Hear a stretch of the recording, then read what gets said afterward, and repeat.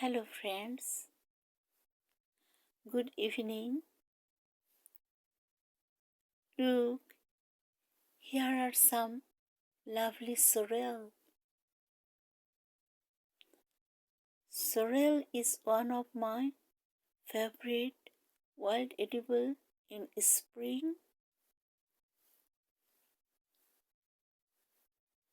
You can use sorrel in your soup, stew, stir frying, sauce, and salad. Today, I am going to cook cream soup with sorrel.